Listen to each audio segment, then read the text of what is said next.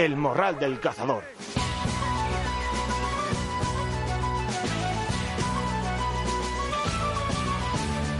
Muy buenos días, morraleros y morraleras. Bienvenidos un viernes más a vuestro programa cinegético semanal. Bienvenidos al Morral número 170 y 12º programa en estado de alarma. A ver si esto se acaba ya de una puñetera vez. Como todas las semanas, nuestro recuerdo y nuestro pésame para todos los morraleros que han perdido algún ser querido o algún amigo por culpa de la pandemia del COVID. Y nada, bueno, pues algunos estáis ya en fase 1, otros en la fase 0,5, otros en la fase 0. Bueno, esto es un auténtico descontrol. Otros a punto de entrar en la fase 1, que yo creo que, bueno, pues este próximo lunes, el día 25, yo creo que prácticamente entraremos todos en la fase 1 y, bueno, pues podremos salir o pescar, eso sí, sin salir de la provincia. Pero claro, sigue habiendo un problema, y es que muchos, pues tenemos las zonas de caza, los cotos, tanto de mayor como de menor, en otras provincias y en otras comunidades autónomas. Bueno, y como no nos podemos mover de la provincia, pues muchos cotos pues se van a quedar sin gestionar y otros tantos sin cazar, porque no podemos ir hasta que no termine este caos de las fases 0, 1, 2 y 3, que, bueno, pues según mi punto de vista pasará a principios del mes de julio. Y dicho esto, ¿qué os he preparado para hoy? Bueno, pues programa interesante que tenemos por delante, o el que os he preparado para hoy. En primer lugar, vamos a hablar con nuestro abogado Jaime Valladolid, con el que vamos a aclarar cómo y dónde podemos cazar o hacer gestión, y hablaremos de los planes que tienen desde Podemos y desde el Gobierno, indirectamente porque comparten mandato, planes como por ejemplo la futura ley animalista, o por ejemplo planes como la de incluir a los animales salvajes en los delitos de maltrato animal. Estos personajes quieren acabar con todo lo que tenga que ver con el mundo rural, con las tradiciones, y como no le pongamos coto, de verdad van a conseguirlo, porque siempre se salen con la suya, por lo que creo que tiene más importancia que nunca lo que venimos hablando últimamente, que necesitamos unión y necesitamos remar todos en la misma dirección, porque es un ataque directo, un ataque frontal, sin taparse, aunque lo hagan a su forma, pero sin taparse, contra el mundo rural, contra las tradiciones, contra la caza, contra la pesca, contra la agricultura, contra la ganadería, contra la tauromaquia, contra todo lo que ellos no están de acuerdo. Así que yo, a lo mejor alguno me tacha de cansino, me tacha de pesado, pero para bien o para mal, que en el Morral nunca hablamos de política, ni intentamos mezclar política con caza, porque pensamos que no tiene nada que ver, pero cuando sufrimos ataques directamente por parte de grupos animalistas y de grupos políticos como es Podemos, pues hay que decirlo claramente.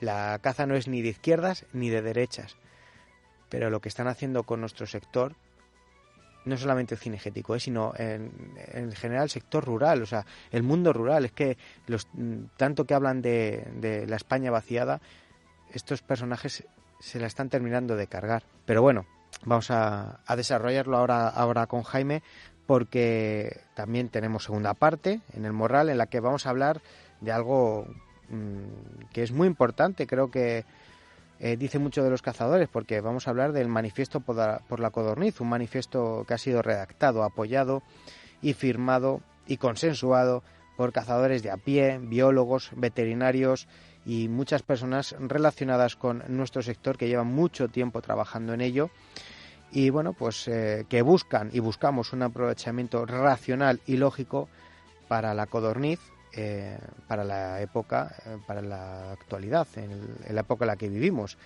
porque bueno, pues no tienen sentido muchas de las cosas que ahora mismo ocurren en la caza de la codorniz, pues cupos, días. Hay que regularlo un poco, o bueno, intentar ponerle un poco de cabeza a la situación actual. Y para ello hemos reunido pues a los creadores de este manifiesto, que son ni más ni menos que José Antonio Pérez Garrido, veterinario y presidente del Club de Cazadores de Becada, que ha estado en alguna ocasión ya aquí en el Morral, Rafael de Garnica, profesor de biología, zoología, gestor de caza y pesca, de vida silvestre de la Universidad de León, vamos, eminencia. Y por otro lado nos va a acompañar también José Luis Garrido. Pues todos le conocéis porque fue pues el fundador de FEDENCA, esa rama de la Federación Nacional de Caza que se dedicaba pues al estudio, a la parte más científica de la caza para obtener datos y pues poder luego contrastarlos y sacar estudios que ahora pues nos sirven para saber qué se puede hacer y qué no se puede hacer. Y bueno, entre los cuatro, sobre todo ellos tres, pero vamos, yo les voy a hacer preguntas. En qué consiste este manifiesto y hablaremos de datos, de resultados de los estudios llevados a cabo respecto a la codorniz. Así que pues espero que sea una vez más de vuestro agrado. Así que, sin más, nos vamos a las noticias.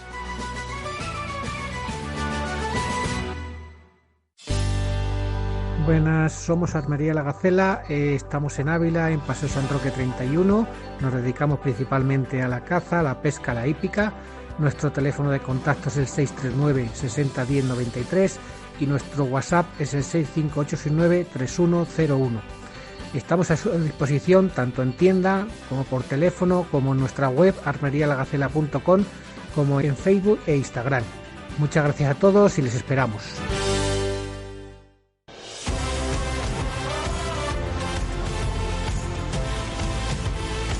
Y vamos ya con las noticias más importantes de la semana y lo hacemos como siempre de la mano del portal Caza World, el mejor portal donde estar informado de la actualidad cinegética y donde vamos a encontrar reportajes de análisis de artículos y productos de caza y los mejores vídeos de reportajes de jornadas de caza. Estos días, en los que no lo hayáis visto ya, podéis disfrutar de varios vídeos, entre ellos, destacamos el vídeo de una jornada tras las pardillas en Italia, con Juan Carlos Calvo y Michel Coya, o un reportaje de un rececho en Viñuelas acompañando a Carlos Aparicio, o una jornada tras las becadas en el mes de enero acompañando a nuestro buen amigo y colaborador del Morral, Miguel Alonso Valdivieso. Todos estos y muchos más los podéis encontrar y disfrutar en www.cazaworld.com, donde podemos leer que los silvestristas andaluces pueden salir al soleo y campeo desde el lunes pasado, ante las numerosas consultas recibidas y tras la publicación en el BOE de la orden que permite la caza durante la fase 1 de la desescalada. La Federación Andaluza de Caza ha informado que desde el lunes 18 los silvestristas andaluces de todas las provincias pueden solear y campear a sus aves fringílidas dedicadas al silvestrismo. Jóvenes cazadores de Extremadura, Jocaex, han lanzado un nuevo proyecto, Jocared, que es para el activismo por el relevo generacional. Se trata de una nueva línea de trabajo de la entidad que pretende crear una red de colaboradores activos y participativos con el objetivo de fomentar las líneas de trabajo de la asociación y aumentar la actividad cinegética en los jóvenes extremeños. Como luego hablaremos a continuación con Jaime Valladolid, se puede cazar en la fase 1, pero no está permitido desplazarse a otra provincia, privando así a titulares de muchos cotos, arrendatarios o incluso gestores cinegéticos de ejercer su derecho cinegético adquirido por previo pago y por el que se está generando bastante malestar e incertidumbre, porque sí se puede cazar, pero dentro de tu provincia. Admiten las alegaciones de los realeros a la nueva ley de caza de Castilla y León. En concreto, se han admitido varias alegaciones en orden a aumentar la seguridad de los perreros en las manchas al concretar la prohibición de disparar sobre visos y en dirección a los batidores cuando no estén desenfilados por el terreno. También se ha valorado la aportación de la Asociación Española de Realas en la graduación como sanción grave a la interferencia de otra actividad sobre la caza, así como la eliminación del controvertido artículo sobre el control de los perros de caza en el campo.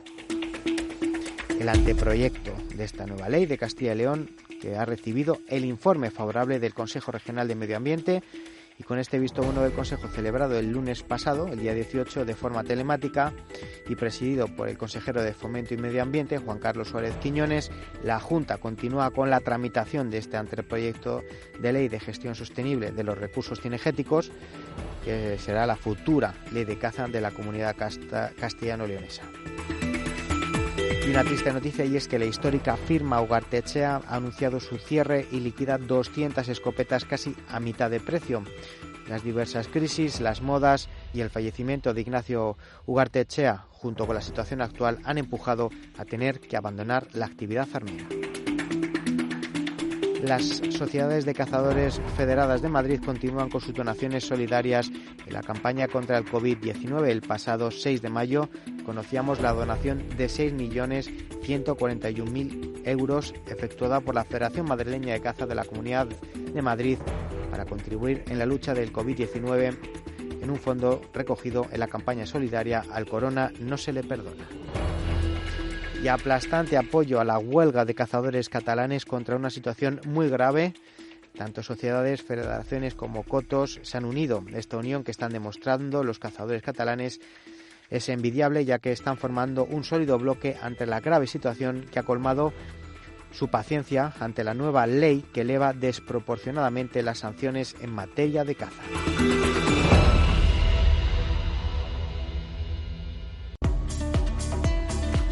Buenos días, somos Forhunters, somos una empresa que confecciona, diseña y fabrica prendas de caza, prendas técnicas, tanto para hombre como para mujer, para niño. El teléfono con el que se pueden poner en contacto conmigo, que soy Mer Sánchez, es el 654-816412, 654-816412, a cualquier hora del día. Y en estas redes a las que podréis dirigiros a nosotros son tanto en Facebook como en Instagram. En Instagram es @forhunters_, y en Facebook es Forhunters y yo misma Mer Sánchez. Muchísimas gracias.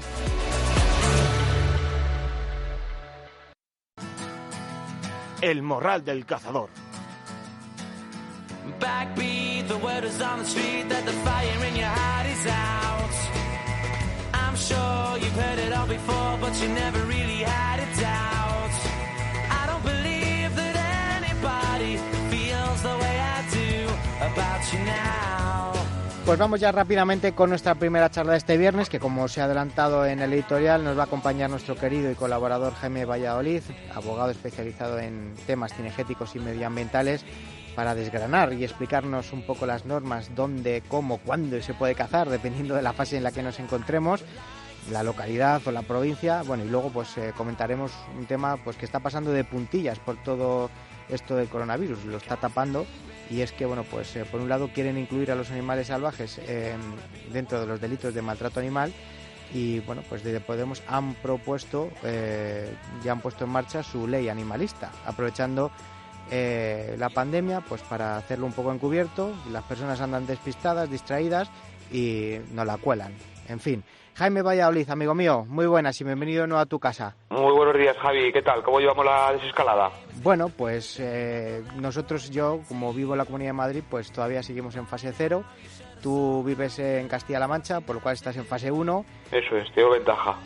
Pero bueno, yo creo que la próxima semana ya alcanzaremos todos la fase 1.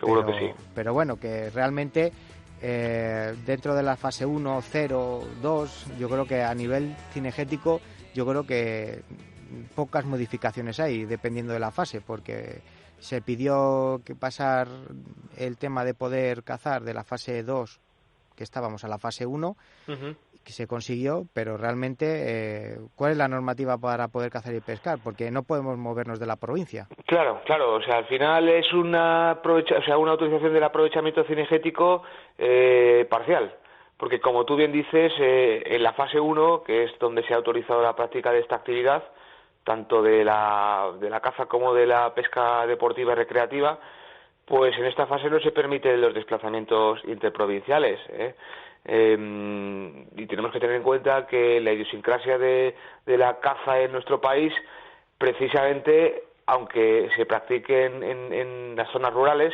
muchas de las personas que se desplazan hasta estas zonas rurales, hasta los pueblos a cazar, la mayoría de ellos, muchos de ellos son de fuera de esa provincia, de Madrid o de otras provincias en las que habitualmente no se caza. Entonces, sí, titulares de cotos, arrendatarios, gestores cinegéticos, claro. Entonces, tienen fuera de su comunidad, sí.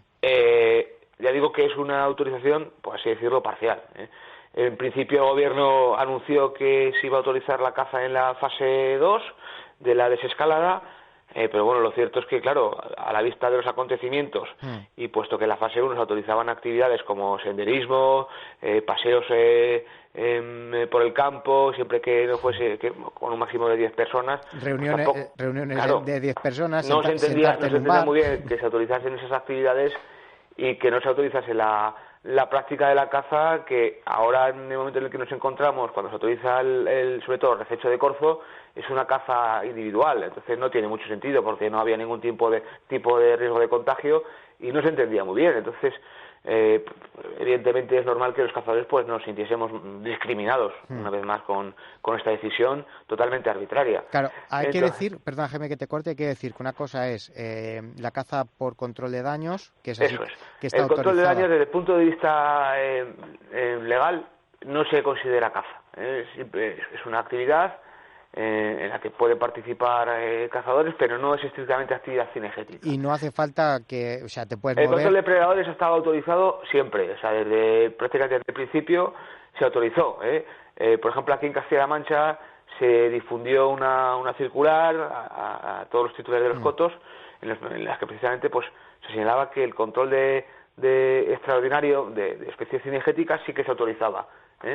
Entonces, pero eso no es caza, es diferente.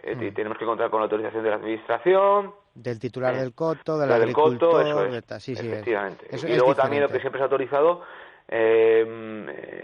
prácticamente durante todo estado de alarma, ha sido la función o las labores de vigilancia y de gestión, pues de los vigilantes contratados por los cotos de caza. Sí, por trabajadores, vamos, por guardas, eso, siempre que tuviesen que esa fuese su actividad profesional y lo pudiesen acreditar. Sí.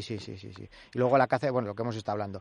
Exacto, no podemos movernos de nuestra provincia, eso es lo más importante. Pero ya no en la fase 1, sino en la fase 2 o incluso en la fase 3, a no ser que se le crucen los cables a... Tenemos que esperar a ver cómo se van desarrollando los acontecimientos. En la fase 1 está claro que los desplazamientos entre provincias no se permiten y veremos luego en la siguiente fase si se permiten o no. Yo entiendo que se permitirán los desplazamientos entre provincias cuando genéricamente en la fase correspondiente se autorice cualquier tipo de desplazamiento fuera de la provincia. O estén en la misma fase, por ejemplo. Eso es, supongo que será por ahí. Pero de momento no se puede uno desplazar de una a otra provincia. No. De momento solamente tiene que ser dentro de la provincia. Es decir, contar con la autorización o el precinto para cazar el corzo en una determinada provincia que se encuentre en la fase 1 y que además nosotros nos encontremos en esa fase 1. De esa provincia también, de esa misma provincia. Tenemos que estar en esa provincia. No sirve, por ejemplo, otra provincia que se encuentre en fase 1. Tiene que ser de esa provincia. Y luego el tema de los desplazamientos, por ejemplo, dentro de la provincia, ¿se pueden hacer con una persona al lado? ¿Cómo se puede llevar a cabo? Claro, vamos a ver. La práctica de la caza, como norma general, se tiene que hacer de manera individual. Sí que es cierto que en la orden que se publicó el pasado sábado, sí que se establece que se permite la caza con acompañantes o en grupos de cazadores cuando la acción de caza así lo requiera. Entonces, en cuanto al tema de los desplazamientos en el vehículo, pues nosotros lo que tenemos que hacer, en primer lugar tenemos que decir que este es otro aspecto también que también había bastantes dudas, si existe una limitación horaria para practicar la actividad cinegética, porque sabemos que para la práctica del deporte sí que existe esa limitación horaria en la fase 1. Pues no, en la caza, además ya se han emitido circulares internas por parte de la delegación del gobierno, no existen limitaciones horarias para la práctica de actividad cinegética, únicamente las que se establecen en las órdenes de veda de cada comunidad autónoma. ¿Vale? La siguiente cuestión. ¿Puedo ir a cazar en mi vehículo acompañado del resto con más cazadores o acompañantes? Pues evidentemente se pueden utilizar la totalidad de las plazas siempre que todos sus ocupantes sean convivientes y habiten en el mismo domicilio, todas las plazas del vehículo. Si no fuesen convivientes, si no residiesen en el mismo domicilio que nosotros, únicamente podría viajar una persona por cada fila de asientos o dos en una misma fila, pero siempre, eso sí, Javi, manteniendo las condiciones de protección individual, ¿vale? Eso es importante. Esas son las principales medidas, o sea, que sí que puede acompañarnos alguien a cazar, siempre que así lo precise la modalidad de caza que vayamos a realizar, o lo hagamos, por ejemplo, pues acompañados de un guía. Por ejemplo, en el caso de los corzos, de la caza del corzo, es muy habitual que siempre pues nos acompañe un guía o alguien que conozca la zona. En estos casos sí que se permite, pero debe siempre adoptarse las medidas de seguridad y de higiene, como son mantener esa distancia de seguridad de 2 metros, y en el caso de que no sea posible mantener esa distancia de seguridad, pues en este caso tanto los cazadores como los acompañantes deberemos llevar mascarilla obligatoriamente. Bueno, intentaremos, hombre, en el campo no es difícil mantener esa distancia de seguridad, o sea que es muy factible poder estar sin mascarilla a una cierta distancia, porque bueno, pues no tiene que ir pegado a ti. Y luego otro tema que quería comentarte, el tema de los precintos. Claro, la administración ha estado parada hasta esta semana prácticamente. Claro, se permite la caza a nivel interprovincial, pero claro, muchos gestores, muchos arrendatarios no disponían de los precintos aún. Claro, ese ha sido el principal problema, que la mayoría de las comunidades, cuando se decretó el estado de alarma, pues no llegaron a tiempo para entregar los precintos a los titulares de los cotos. Algunas provincias sí, porque por ejemplo en zonas de Burgos sí que los tienen ya, en zonas de Zamora también los tienen ya, pero por ejemplo Castilla-La Mancha muy pocas. Eso es. En Castilla-La Mancha hasta este momento no se había de momento comenzado con la entrega de precintos. El sábado ya, y ya habiendo tenido conocimiento formal de que se iba a permitir la práctica de la caza en las provincias o territorios que se encontrasen en la fase 1, pues en este caso Castilla-La Mancha ya empezó a comunicar a los titulares de los cotos que ya podían solicitar los precintos, ¿vale? El problema que tenía la administración regional era el procedimiento en virtud del cual se iba a hacer entregar estos precintos, porque como bien sabes, ahora pues la mayoría de estos organismos se encuentran cerrados con el decreto de estado de alarma y no atienden trámites presenciales. Entonces, pues bueno, pues se decidió hacerlo mediante envío por correo a portes debidos. Eso es un poco lo que se barajó desde el principio y lo que se decidió.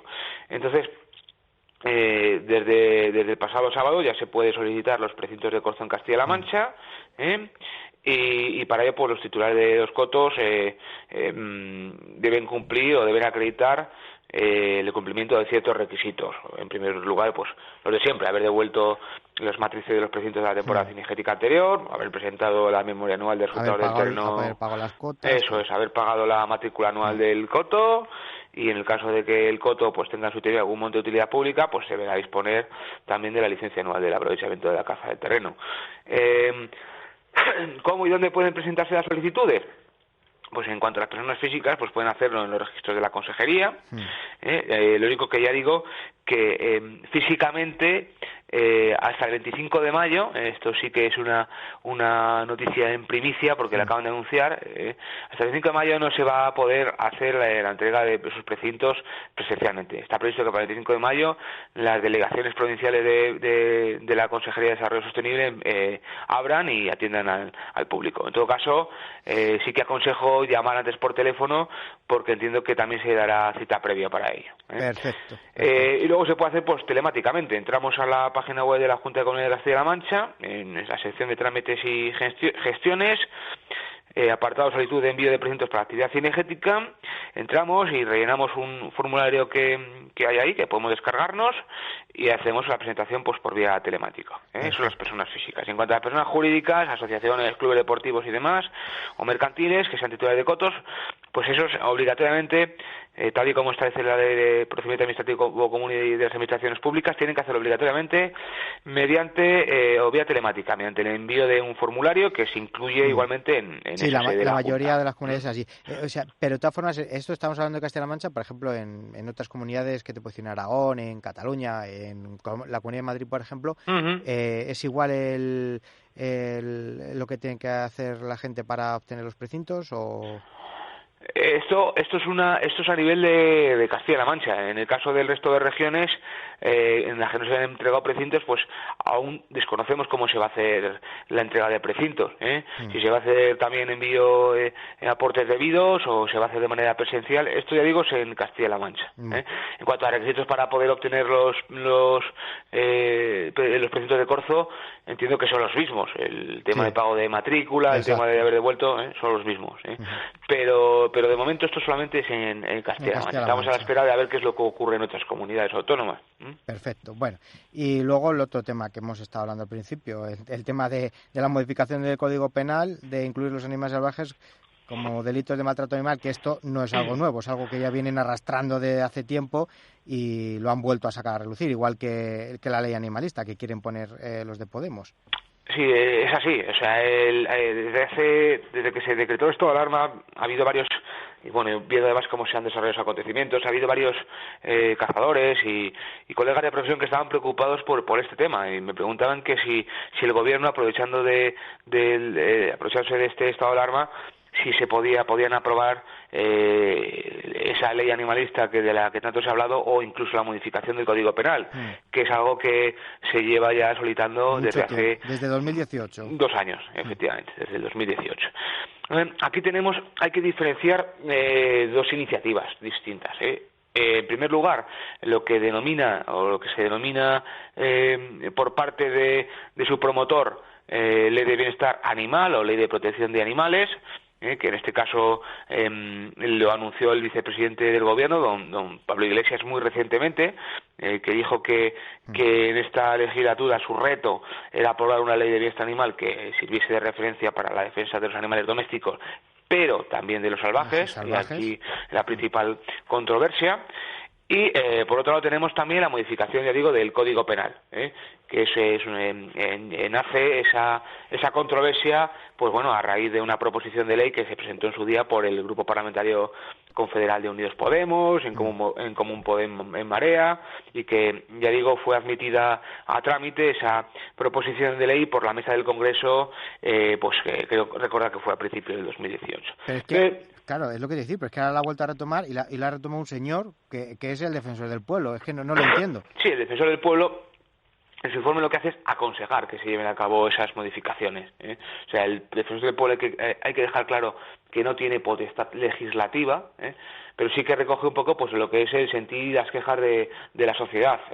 Entonces, el defensor del pueblo es el que ha instado a que se modifique el Código Penal en el sentido de que los delitos de maltrato animal se vean también ampliados no solo a los animales domésticos, sino también a los animales salvajes. Entonces, aquí pues sí que existe una gran controversia pues respecto con la práctica de actividad cinegética, que no podemos olvidar que es una actividad totalmente legal y totalmente legítima a fecha de hoy. Claro, ¿qué delito podría ser contra un animal salvaje? Te pongo, no sé, un ejemplo. Claro, pues bueno, ahora mismo, por ejemplo, el maltrato animal pues es el que cause daño físico, dolor, hablo de animales domésticos. Sí. A un animal doméstico pues estaría cometiendo un delito. Entonces, claro, o sea, la actividad cinegética... Si tú, por ejemplo, estás en un rececho y no no abates al animal de un tiro, sino que le dejas malherido y luego le tienes que pistear. Claro, pues por ejemplo ahí le has causado dolor al animal. Claro, entonces, bueno, en ese caso concreto, pues evidentemente estaríamos cometiendo un delito. El problema, sobre todo, madre mía, el mayor riesgo de todo esto, aunque la intención pueda parecernos buena y de cara a la galería y de cara a la sociedad, pues bueno, se pueda ser incluso aceptado, porque como todos recordamos, a nivel doméstico me parece fenomenal. Y a nivel salvaje, aquellos cafres que por ejemplo tiran por un barranco un jabalí o lo ahogaban oye, pues yo creo que nadie en su sano juicio va a estar a favor de eso. Exacto. Pero claro, el problema sobre todo es cuando legislamos en caliente. Cuando legislamos en caliente y además legislamos de una manera pues tan ambigua y tan general y tan arbitraria como la que se pretende. Porque, bueno, pues todos estamos en contra de ese tipo de actuaciones, pero nada tiene que ver con la práctica de actividad cinegética. Entonces, claro, en la proposición de ley, pues bueno, se incluyen conceptos y conductas muy antiguas que puede ser o que pueden describir el desarrollo de la actividad cinegética de ciertas modalidades de caza. Entonces, claro, ahí existe ese peligro. Existe un peligro muy, muy grave de que nos encontremos con que conductas totalmente legales y legítimas que están recogidas en nuestro ordenamiento jurídico, ciertas modalidades de caza, pues que pasen a ser tipificadas en el Código Penal como delitos. Madre mía, es que la impresión que me da, Jaime, es que vienen a por nosotros como sea, o sea, no saben por dónde meternos mano y lo intentan de la forma la que sea, o sea, incluyendo, pues eso, modificación del Código Penal contra ¿cómo se dice esto? Contra el delito del maltrato animal y incluyen no solamente a los animales domésticos, sino a los salvajes también. Eso es. Que los salvajes, que es lo que tú has dicho, que hay casos como hay cafres, tal, pero es que la mayoría que es que esto va indirectamente nos afecta a nosotros totalmente, porque el ejemplo que he puesto yo pasa algunas veces, porque oye, pues a lo mejor el tiro no se centra o lo que sea, y dejas al animal herido y tienes que pistearle, que forma parte de la caza, de la acción cinegética, y ya... Sí, luego además hay más aspectos también muy controvertidos, como es, por ejemplo, pues que en el caso de que hechos como estos sean presenciados por un menor de edad, pues se consideren como un agravante. Entonces, al final lo que estás haciendo ya no es solo ir contra la actividad cinegética, sino y también contra ese relevo generacional, ¿no? También un poco es muy peligroso. Yo creo que es muy peligroso la redacción de esa proposición de ley. Creo que sí que es necesaria una modificación del Código Penal para ampliar sobre todo los delitos contra la flora y la fauna, de furtivismo, para también centrar también o determinar ciertos aspectos controvertidos, pero creo que en el sentido formulado por el Grupo Parlamentario Unidos Podemos, creo que para nada es bueno ni para la caza, y ni tampoco creo que sea necesario para nadie, ni que creo que sea tampoco una preocupación social. Yo creo que hay otras mucho más importantes que esas. Madre mía la que nos viene encima, amigo Jaime. Sí. Y luego, bueno, la ley de bienestar de animal o de protección de animales, lo que permite, lo que permitiría es ofrecer una protección pues bueno, a los animales domésticos y también a los salvajes, ya no tipificando como delitos, sino como infracción administrativa ciertas conductas. Entonces, yo creo que sí, que a lo mejor puede afectar más al mundo. Me da más miedo esta ley de bienestar animal que prepara el gobierno en el ámbito administrativo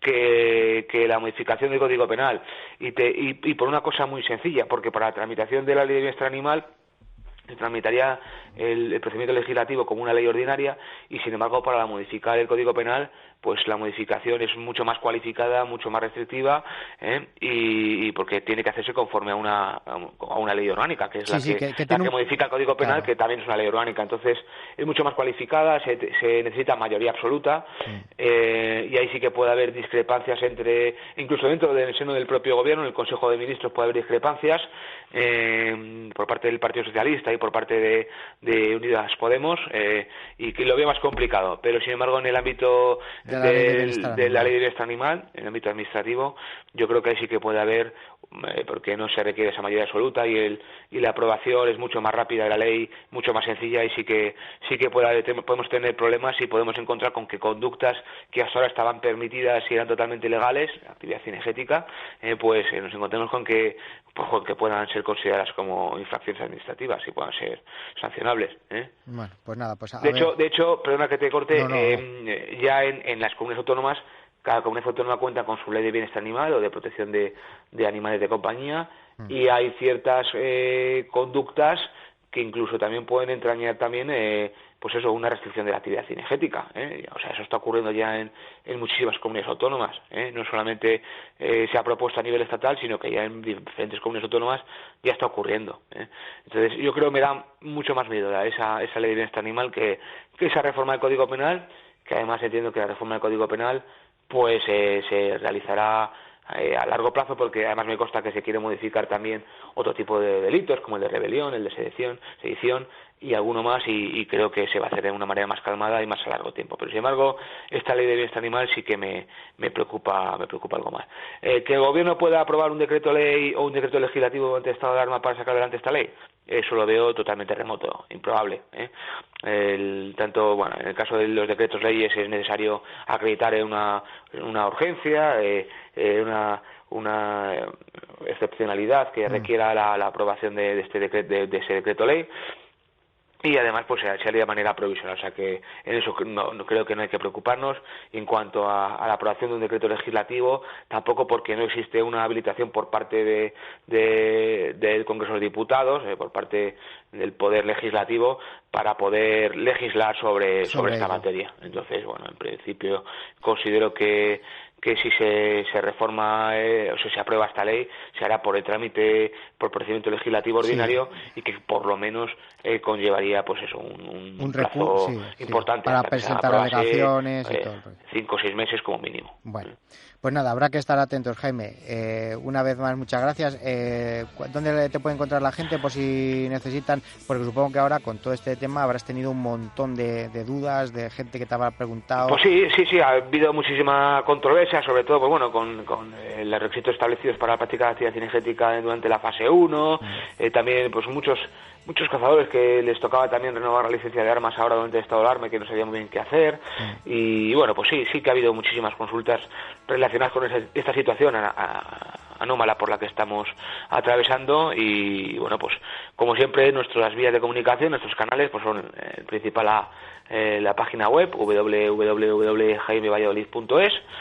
Ahí tienen todos los datos para ponerse en contacto con nosotros, tienen correo electrónico, tienen teléfono, y no obstante, pues bueno, el correo electrónico que es jaime@jaimevalladolid.es, y luego pues otro correo info@jaimevalladolid.es. También estamos en la red social Facebook, muy activos, publicamos habitualmente pues noticias de interés relacionadas no solamente con la caza, sino pues bueno, con el mundo rural en general, con ganadería, con agricultura, y bueno, pues estamos ahí al pie del cañón, activos, al pie del cañón, y bueno, y como siempre, pues bueno, colaborando con el Morral del Cazador. Muchísimas gracias, la verdad. Y de todas maneras, pues bueno, para cualquier consulta que se pueda requerir, pues tenemos al gran Javier, que bueno, pues que me la traslada con sin ningún problema alguno. Sin ningún problema. Oye, una duda que me surge ahora al escucharte.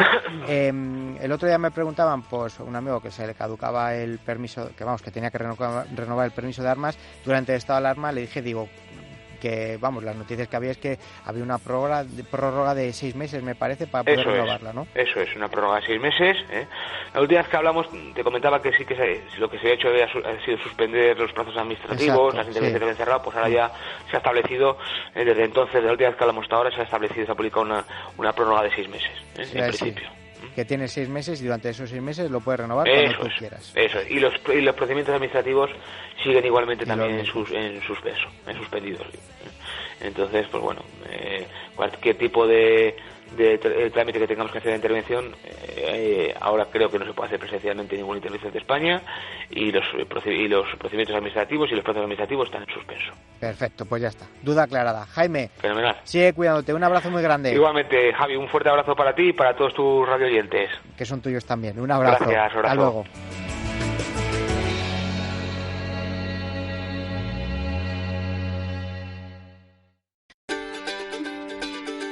Pasión Morena tiene ya disponible parte de la nueva colección de verano.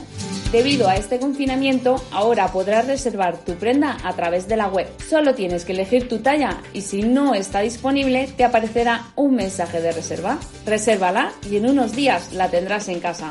Poco a poco nos iremos poniendo al día y subiendo a nuestra web todas las novedades en camisetas y gorras. Diseños novedosos que te encantarán. Ya sabes, entra en nuestra web www.pasionmorena.com.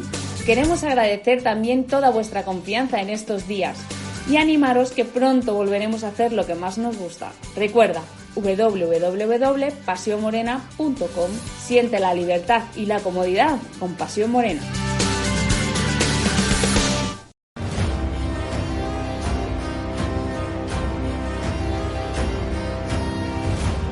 El Morral del Cazador.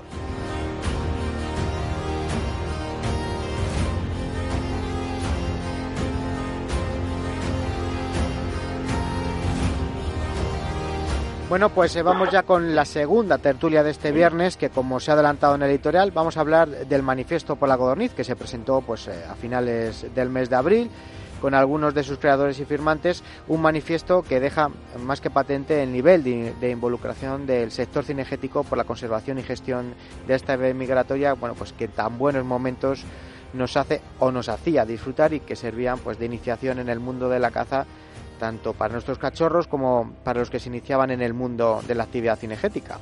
Y para hablar de ello, bueno, pues como decíamos, hemos reunido a 3 grandes cazadores, a 3 grandes conservacionistas que mucho tienen que decir y contar, tanto del manifiesto de la codorniz como por los innumerables años de estudios que llevan a sus espaldas sobre el tema y trabajos. Don José Luis Garrido, presidente honorífico de la Federación de Castilla y León y fundador de FEDENCA, muy buenas y bienvenido al Morral. Sí, buenos días, Javier. ¿Cómo estás?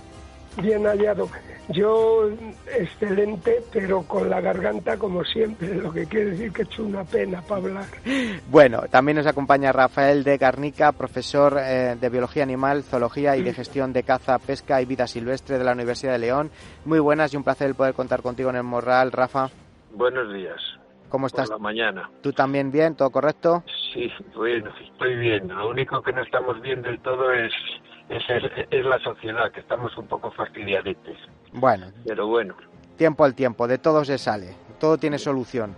Así sí, que hoy daban en una de las emisoras, hablaban de además precisamente de un español que ha descubierto, que está encontrando, no está acabado, que está encontrando un nuevo tipo de vacuna muy interesante. La verdad es una cosa interesantísima. Ahora comentamos eso, que quiero haceros una pregunta porque bueno, también nos acompaña y completa esta tertulia, un conocido ya por todos los morraleros, José Antonio Garrido, veterinario y presidente del Club de Cazadores de Becada.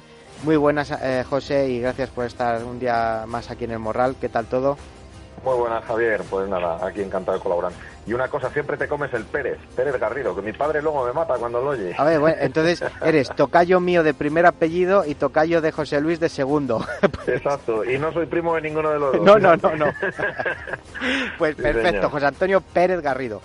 Que, a relación a lo que está diciendo Rafa ahora, del tema de la vacuna, ¿qué poco se ha contado con vuestro sector, con el veterinario, a la hora de estudiar, de sacar una vacuna, de trabajar en conjunto con los veterinarios, cuando sois los primeros que estéis acostumbrados a trabajar con zootecnias, enfermedades, virus, que realmente los animales son reservorio de ello muchas veces? Sí, bueno, pero si quieres hacemos un programa otro día, porque esto es largo y tendido. Sí, pero además es que ha sido muy curioso que todos los países en su comité de expertos pues han contado con asesoramiento veterinario, por lo que tú dices, estamos acostumbrados a tratar con pandemias. Es que esta misma pandemia del coronavirus la llevamos tratando los veterinarios con otras especies desde los años 80. O sea, con el sector bovino hubo un brote de coronavirus gordo en los años 80, el sector porcino, o sea, y estamos acostumbrados a tratar con ellos, y en España es el único país donde no se han contado con nosotros. Pero bueno, ya te digo que daría para otro programa. Bueno, pues no solo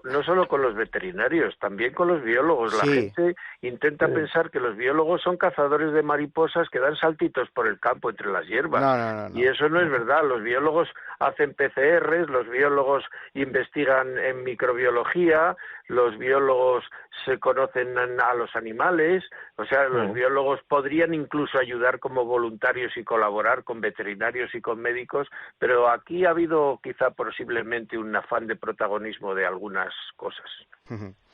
Pues como dice José, daría para otro programa, así que vamos a centrarnos en el tema del manifiesto. Que bueno, pues realmente os doy la enhorabuena a esa redacción que está hecha por Rafa y José, y luego pues entre otros adheridos de la comunidad científica que se encuentra nuestro querido José Luis Garrido.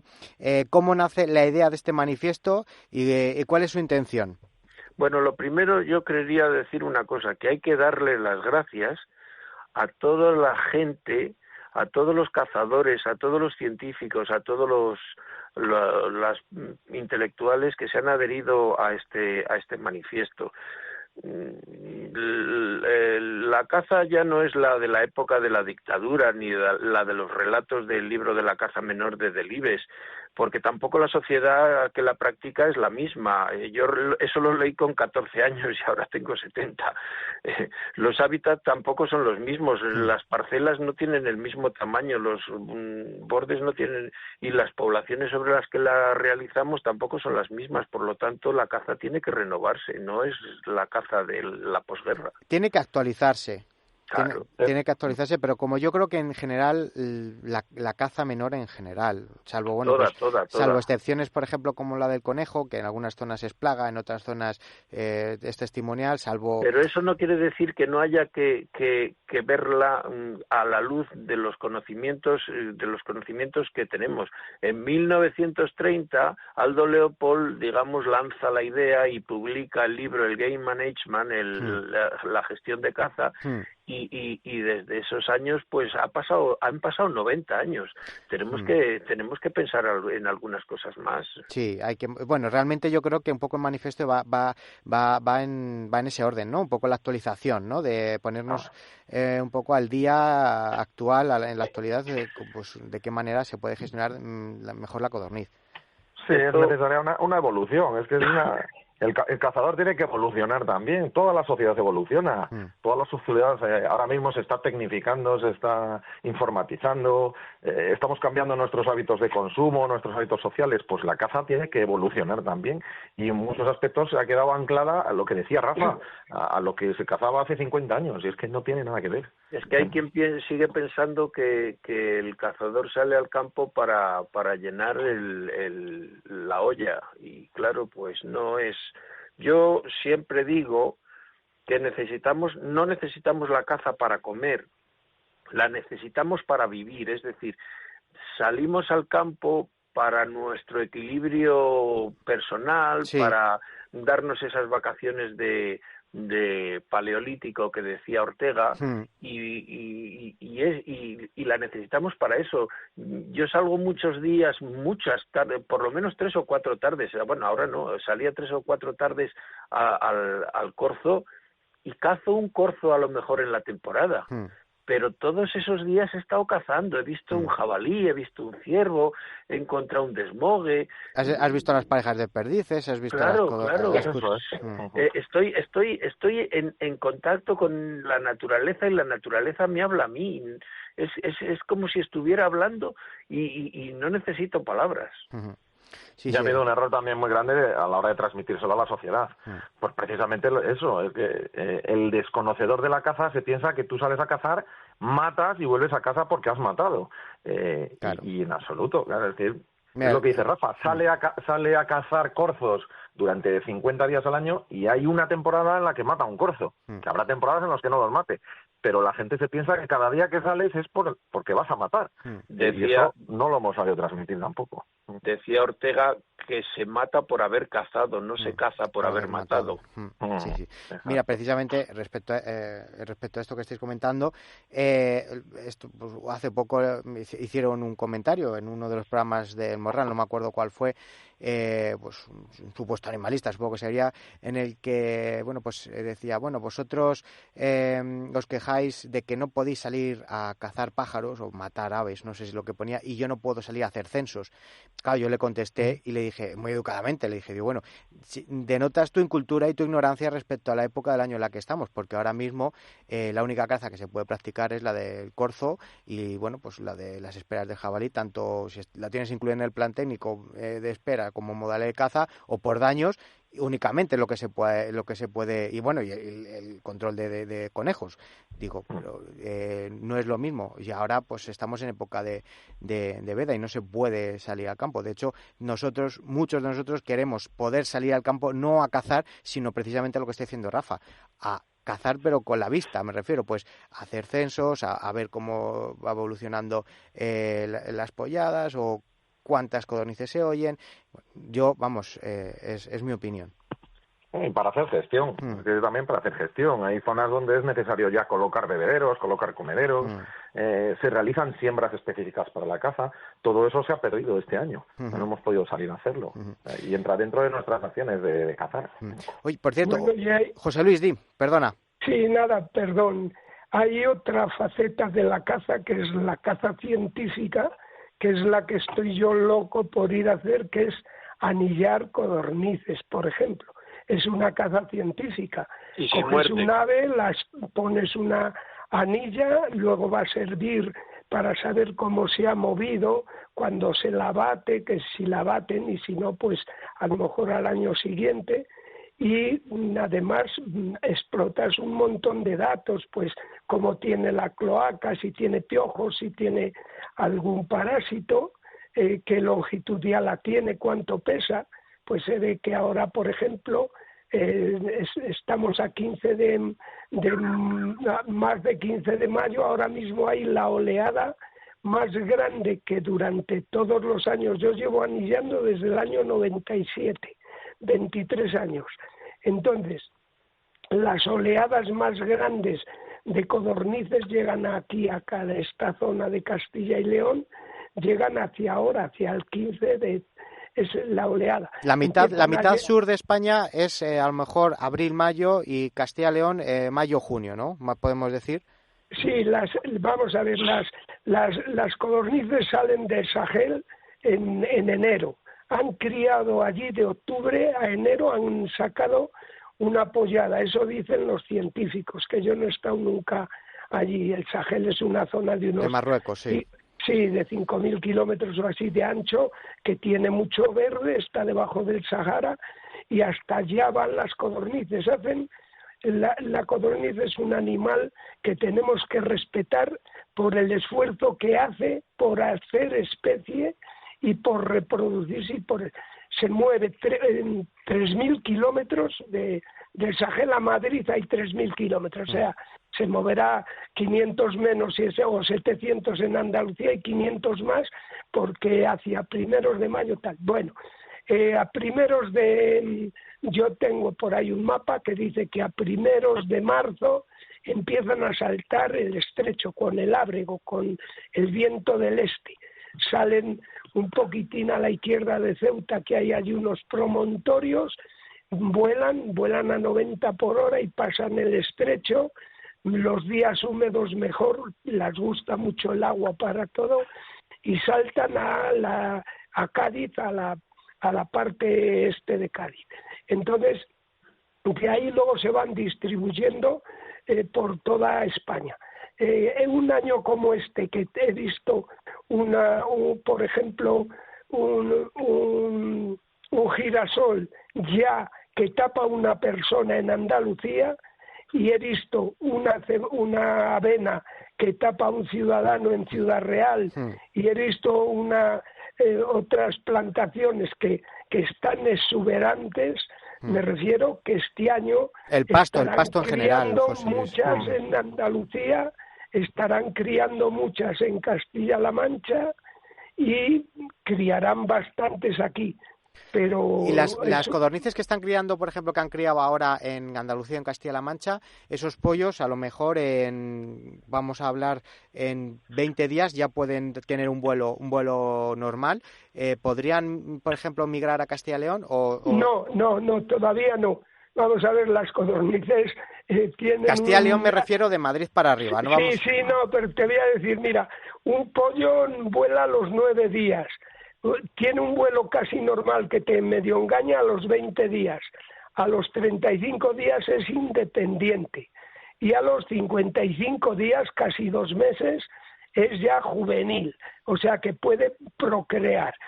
Ahí ya se mueven. Con 55 días ya se mueven. Entonces, aquí viene la segunda oleada. Viene ahora una que es la primitiva, que ha ido pasando y criando, y que es más...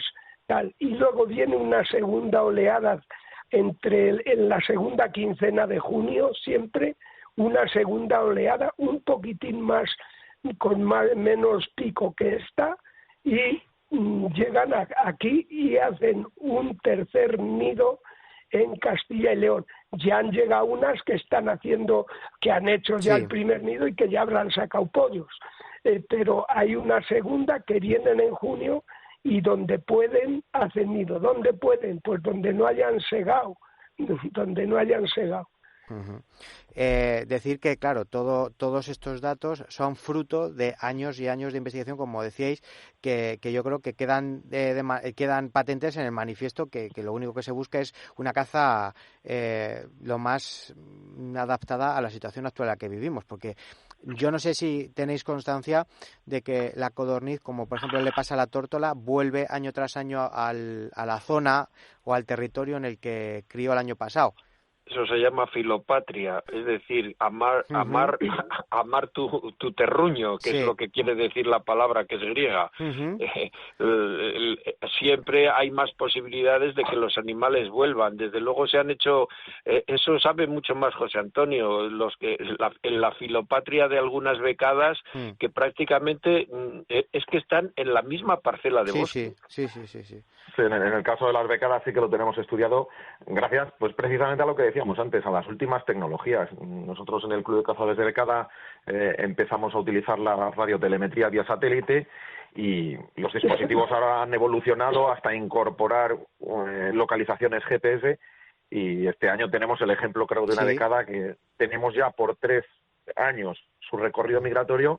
Se la equipó en Urdaibai, en Vizcaya, y ha vuelto durante 3 temporadas consecutivas a su lugar de cría, a un mismo bosque del noroeste de Ucrania, pero con una exactitud milimétrica. O sea, la primera emisión que cada uno de los 3 años nos ha dado allí ha estado separado medio kilómetro respecto a la del año anterior. O sea, y se queda allí en un bosque, es un bosque de aproximadamente unas 30 hectáreas, ahí se pasa todo el verano, vuelve para aquí y vuelve a meterse en Urdaibai a pasar el invierno. O sea, lleva un GPS mejor que el Google Maps. ¿Tenéis pensado crear un club, por ejemplo, como el del Club de Cazadores de Becada, para su gestión y estudio en profundidad de la codorniz, como por ejemplo? En ningún momento. ¿Os lo habéis planteado? En ningún momento se ha hablado, ¿no? La verdad que en ningún momento se ha hablado. Pero bueno, yo creo que la culpa sí la tienen los cazadores de becada, porque son gente muy mala todos. Porque la primera idea que Rafa, surgió... que voy a decir que es en tono irónico, porque muchas veces en la radio la ironía no se entiende. A ver si alguno se va a dar por aludido. Bueno, no, hombre, no. La primera idea surge ya hace mucho tiempo, y eso es compañero de luchas José Luis, en los consejos de caza en los que se defendían pues cupos de caza indefendibles, que voy a decir por qué son indefendibles. Decían, bueno, es que yo cazo 25 codornices en 1 hora, y por eso hace falta que el cupo sea grande. Pero claro, cazas 25 codornices tú, pero a lo mejor otros no las cazan. Entonces surge ahí la primera idea, porque yo personalmente estaba viendo un paralelismo con la extinción de los bisontes y de las palomas migradoras en Norteamérica. Los americanos decían, bueno, los bisontes ya no vuelven porque están en Saskatchewan y en Manitoba. Pues mira, resulta que cuando fueron a Saskatchewan ya no había bisontes tampoco. Las poblaciones tienen un número, y si vas quitando a ese número, le vas quitando números, pues las poblaciones desaparecen. La paloma migradora, para que se dé la gente idea de la abundancia, en algunos momentos lo que hacían era que debajo de los dormideros ponían leña y le pegaban fuego por la noche, y caían las palomas medio achicharradas. O sea, esa densidad no la tenemos nosotros. Bueno, pues desaparecieron las palomas migradoras. Entonces, el manifiesto pretende que no nos pase una tragedia como esta.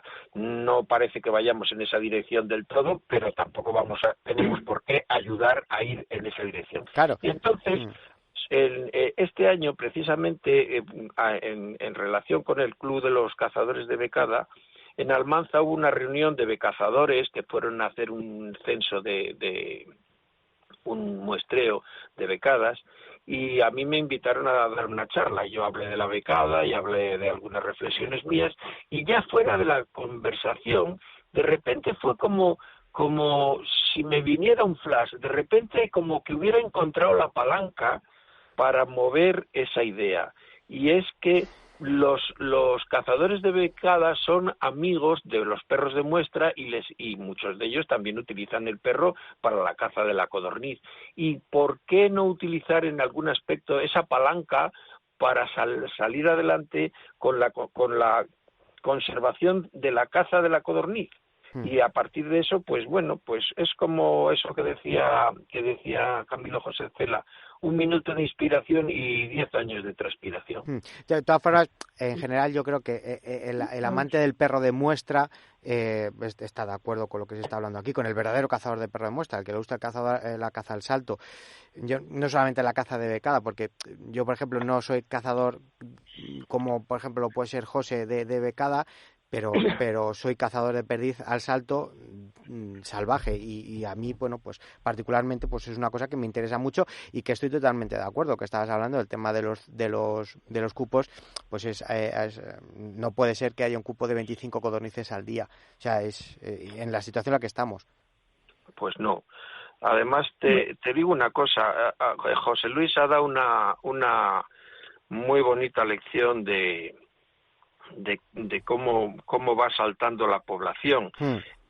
Entonces, cuando vamos volviendo a Delibes, al que soy un enamorado, pues en aquella época se decía, y él lo refleja en sus escritos, ave de paso cañazo y ave que vuela a la cazuela. Sí. Pero en este momento nosotros, por nuestros conocimientos, sabemos que la población de mi coto, de mi pueblecito, no es la población de mi coto, es la de toda España, es la de toda Europa. Entonces el coto ya no es Villaverde de arriba o Villaverde de abajo, el coto es Europa, incluso África, y esa población que ya la tenemos en ese enorme coto se pasa de ser una ave migratoria a ser una ave sedentaria, porque está siempre en nuestro coto. Lo que pasa es que no siempre está en el mismo sitio de nuestro coto. José Luis. Sí que tienen filopatria y se ha demostrado, y que utilizan un mismo pasillo migratorio para ir y también para volver. Lo que pasa es que le han cambiado algo. Nosotros hemos tenido unas capturas en España pues de 1,5 millones en lo que va de siglo en 2 ocasiones. Y de más de 600.000 codornices en Castilla y León en 6 temporadas, en 5 temporadas, mejor dicho. Y entonces quiere decir que estamos bastante bien posicionados. Hemos cazado aproximadamente el 40% de las codornices que se cazan en España, y lo que sí que ocurre es que en los últimos 5 años estamos bajando bastante, y eso se nota. ¿Y a qué se debe esta evolución negativa en estos últimos? Bueno, la progresión negativa viene desde los años 90, 80. Bueno, el hábitat tiene muchísima fuerza. Hay que tener en cuenta que ahora, por ejemplo, los pollos en el mes de mayo, que les engañamos a las codornices, porque si ese mes llueve, la codornilla pone y saca pollos pensando, como he puesto huevos, como ha llovido, van a nacer muchos insectos. Y ocurre que hay veces que en el mes de marzo ha hecho mucho calor y entonces las primeras oleadas de insectos han salido en marzo y no salen en mayo, que es cuando tienen que salir. Este año yo creo que van a salir. Pero ¿qué ocurre cuando hay una cosecha mala? Pues que en este mes de mayo, cuando hay una cosecha mala, nacen los pollos, pero tampoco hay insectos porque han echado herbicidas y no ha habido lluvias y han echado herbicidas y ¡pum! Y no hay insectos porque necesitan proteína, sobre todo las 3 primeras semanas. Entonces, ¿qué es lo que ha ocurrido? Pues ocurre que tenemos un hábitat bastante peor y por ahí ha caído. Gracias a los estudios que ha hecho la Federación, que todos empezaron a raíz de los estudios. En el año 1997 yo recuerdo haber escrito 3 artículos sobre la codorniz, una que hablaba pues del problema que se había planteado, que es el mismo que ahora. Oye, el problema del codorniz en estas tierras es que anda siempre con prisas, escribí yo. Se va antes de que se inicie el periodo de media veda. En Burgos, en la zona de Aranda, presenta una reivindicación histórica de ser el criadero de las codornices del norte. Y bueno, pues para intentar dar respuesta a todo este problema y tal, pues empezaron a anillar en Burgos en el año 95, creo, 96. Yo me incorporé desde Torozos en el año 97 y ya en el 97 escribí ese artículo. Hubo ese año una reunión que fue un congreso muy interesante porque fijaros, fue en mayo en Burgos de 1997 y estaba Antonio Lucio, Carlos Otero, Francisco Purroy, José Miguel Montoya, Manuel Puigcerver, Butén de la Oficina Nacional de la Caza de Francia y Mangus, Mohamed del Centro de Marruecos. Y bueno, pues allí se dijeron muchas cosas, se dieron muchos datos, algunos bien, otros un poco imprecisos, decían que cazábamos al menos 2 millones y yo tengo todos los datos de capturas desde 1980 y no hemos pasado de 1.800.000, no hemos pasado nunca 1.600.000 de capturas declaradas. Claro. Entonces, bueno, también se dieron datos de Marruecos, entonces, que les he vuelto yo a contrastar. Entonces, nos dijo Mahmoud, en Marruecos hay 30.000 cazadores y hay un cupo de 20 codornices. Allí se abre la veda en octubre y solo se deja cazar a los nativos. A los nativos solo se les deja cazar un día a la semana. Y a los de fuera se les deja cazar sábado y domingo. Bueno, pues ahora hay más días. Ahora hay 4 días para los que van a soltar la pasta allí, que la mayoría son españoles. Van a soltar la pasta y tienen 4 días para cazar, pero el cupo es de 20 codornices. Y allí esas masacres que vemos son más abajo. En el Sahel, Malí, Senegal, Mauritania, Níger, Chad y tal, hasta llegar al Mar Rojo, toda esa banda, pues esa gente había que cambiar codornices por hambre. Y lo que tenían que hacer los países como Francia, España, Holanda, Suecia, que hasta Suecia llegan las codornices que entran por nuestras rutas, son las rutas de las pateras, entran por el estrecho de Gibraltar, por el estrecho de Messina, Italia arriba, y dicen que a lo mejor decían precisamente en esas jornadas de Burgos, el Lucio y Puigcerver, que eran 2 expertos entonces muy notables, decían que posiblemente la ruta hiciera un bucle, en la misma que hizo Aníbal, por ejemplo, con los saliendo de los Alpes, de África, pasando los Alpes, volviendo a Italia. Bueno, pues hay codornices que también pueden hacer ese bucle y otro bucle a la viceversa, que entran por Sicilia, Italia, Francia, Alpes, Francia, Pirineos, España, y que vuelven por aquí. Porque lo que sí que está demostrado en el estudio 2002-2011, el mejor estudio que se ha hecho en Europa, no en España, en Europa, que le patrocinó Fedenca.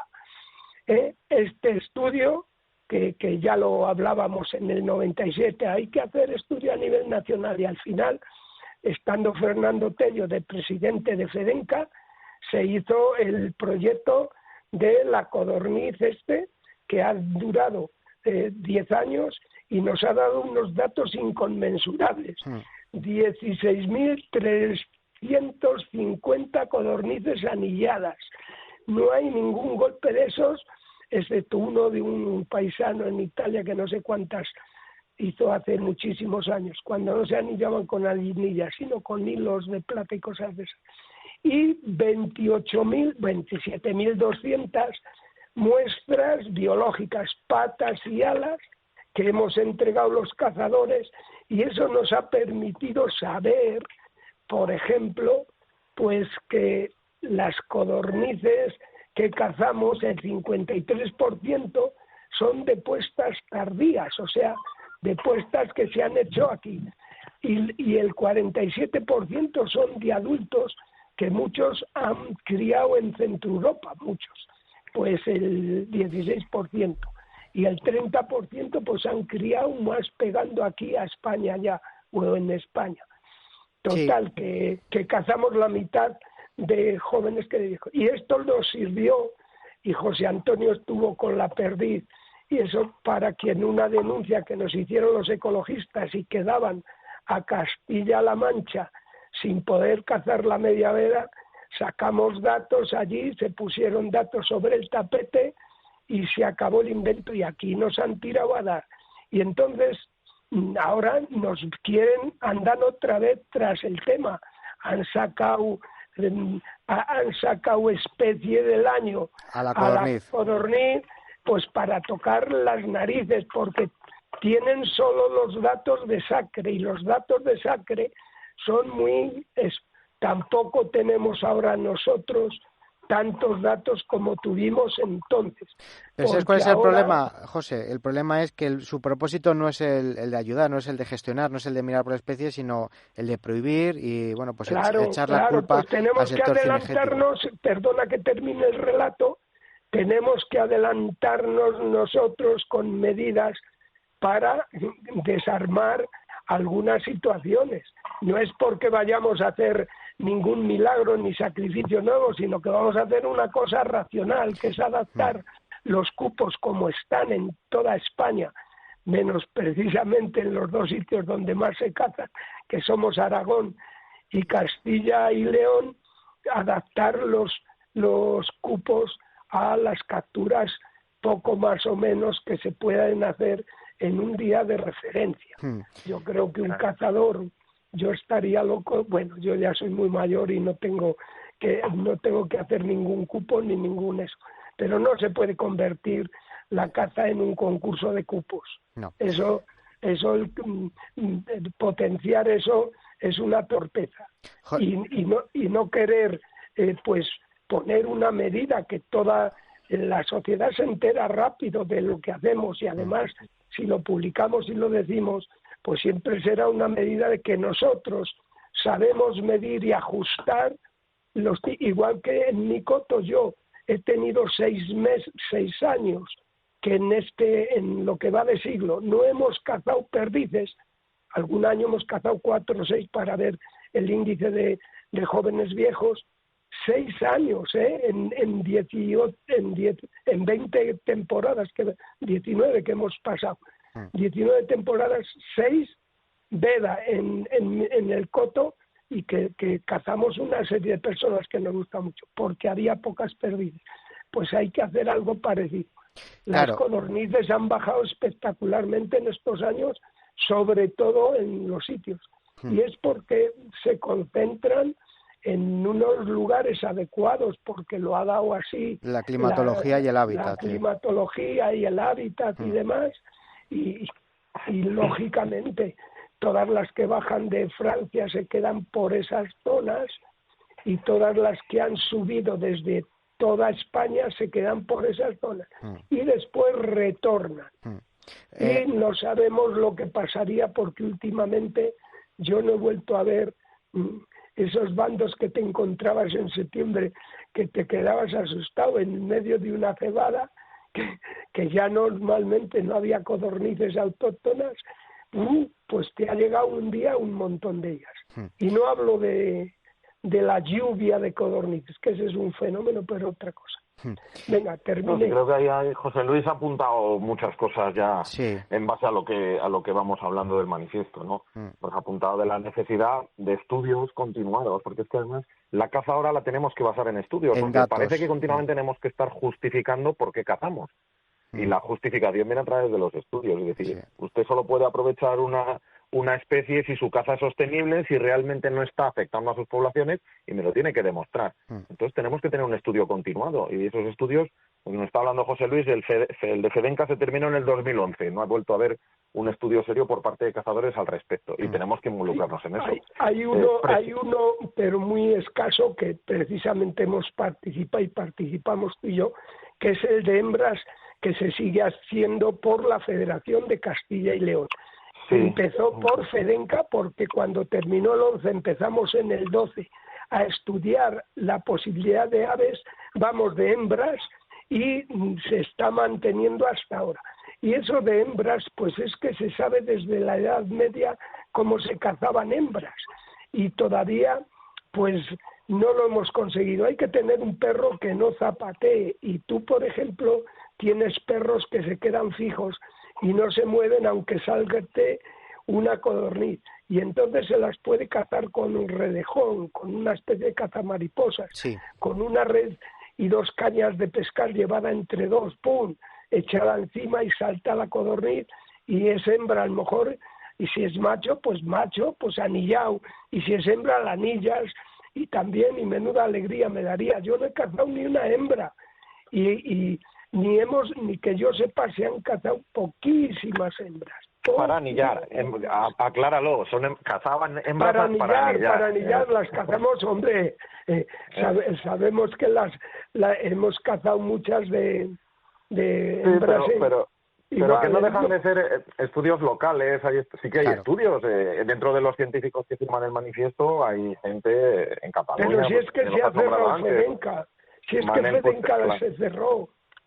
Ahora van a inventan otras cosas. Se cerró Fedenca, que era el estudio de la federación y que bueno, pues costaba lo que costara, pero eran estudios que aportaba los mejores datos necesarios, pues como hoy en día, que yo creo que es nuestro talón de Aquiles frente a todos los ataques que sufrimos por parte de los animalistas, porque sin datos, como está diciendo José, no vamos a ningún lado. Sin estudios, sin datos, pues no hay por dónde cogerlo. Y son entre otras cosas, pues medidas y acciones que proponís en el manifiesto, ¿no?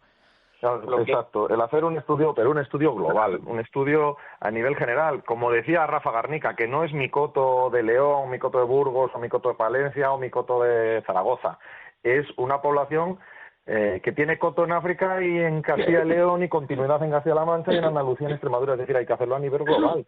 Y aquí hay científicos de los que firman el manifiesto, que estamos hablando, de la Universidad de Cataluña, que están trabajando en África y que eso debiera hacerse en conjunto. O sea, debemos de tener todos esos datos y mantener un estudio sostenido a lo largo del tiempo que justifique eso y que vea realmente si lo estamos haciendo bien, que nadie dice que un año sea muy bueno, pues se pueda cazar más, un año que sea muy malo se puede cazar menos. Es que hay que ajustarse a la realidad del momento. El tema de los cupos que estamos contando, ¿cómo puede haber en una comunidad como Castilla y León un cupo de 25 cuando hay provincias en las que el cazador que llega a la media docena es capitán general? Porque lo normal es cazar 1, 2 o ninguna y salir continuamente para no matar ninguna. Provincias del sur de Castilla y León y demás. Entonces, habrá que ajustar un cupo en cada provincia a la realidad de esa provincia, porque volvemos a lo mismo de antes. La sociedad se va a quedar con el dato de me estáis diciendo que hay menos codornices, pero vosotros podéis cazar 25 cada día. Si hago una cuenta de la vieja, 20 días de caza por 25 codornices, 500 codornices caza un cazador en Segovia. Cuando ese cazador en Segovia va a matar en toda la temporada 30. Sí.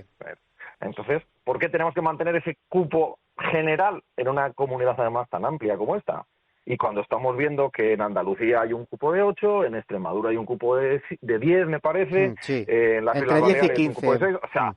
¿De qué estamos hablando? Pero eso se va a hacer perdona, Rafa, ¿se va a hacer efectivo para este año ya, creéis, o no? ¿Se va a ver reflejado en las órdenes de veda para la media veda? Eso es la administración la que tiene que coger el toro por los cuernos. Yo solo te digo una cosa, que el cazador que abusa de sus capturas con esos cupos, que hay que decir que también hay algunos que lo hacen por la mañana y luego lo hacen por la tarde, sí, desgraciadamente, y nos ponen al resto de los cazadores, nos ponen en la picota, pero ese está matando las codornices de sus compañeros, hay que verlo así, abusan de los pasillos migratorios y abusan de las capturas, y eso están matando. Tienen que verlo, los propios cazadores tienen que verlo como un enemigo, no se puede tolerar a los que nos hacen desde dentro, a los que nos hacen la Pascua. ¿Cuáles son los compromisos que adquieren, que se adquiere a través del manifiesto por parte del sector cinegético? Bueno, pues yo quería decir, porque luego quiero hablar de una cosa de los perros. Sí. Pues en principio reducir voluntariamente los cupos, es decir, nosotros tenemos que salir al campo con la idea de divertirnos, de que el perro ponga bien y de que cace correctamente. Entonces no vamos a matar la codorniz que pisamos y que nos salta volando sola, que debemos de matar pocas y, por ejemplo, pues yo te lo digo personalmente, yo más de media docena no quiero matar. Pero luego tenemos que presionar a la administración para que ella tome las decisiones. Y lo haga efectivo. Las decisiones y lo haga efectivo. Y luego, que es lo que quiero hablar luego más tarde, es utilizar la caza como un instrumento de gestión y de seguimiento de las poblaciones. Explícate más, desarróllalo, Rafa. Pues es muy sencillo. Bueno, pues me voy a enrollar porque me voy a enrollar. A ver. Ya en 1900... si hace falta, ¿Eh? Dime. Que te cortamos y te pasas de la hora. Bueno, si cogéis, me tocáis Llevamos 40 minutos, o sea que todavía te queda un poquito, te queda margen. Como en los concursos nada, estás perdonadísimo. Como en los concursos de perros, tocas la corneta y dices, se me acabó el No hay turno. problema, cuando son temas interesantes y bueno, pues yo creo que a todo el mundo le parece adecuado todo este manifiesto, y ya no solamente este manifiesto, sino todo lo que tenga que ver con la caza más conservadora, con la gestión de nuestro medio, pues yo creo que todo el mundo está interesado y les gusta escucharlo. Y yo creo que además, es palpable en el sector cinegético. Siempre, como decís, hay personas pues que no piensan así, pero bueno, yo creo que no debemos pagar justos por pecadores. Efectivamente, y hay mucha gente que nos hace mucho daño a través de sus expresiones, de sus fotografías y de sus malos comportamientos. El cazador cada vez tiene que ser un hombre más educado en el mejor sentido de la palabra, más caballero y más darle chance a los animales, porque los animales nos están haciendo el enorme favor de dejarnos seguir siendo cazadores.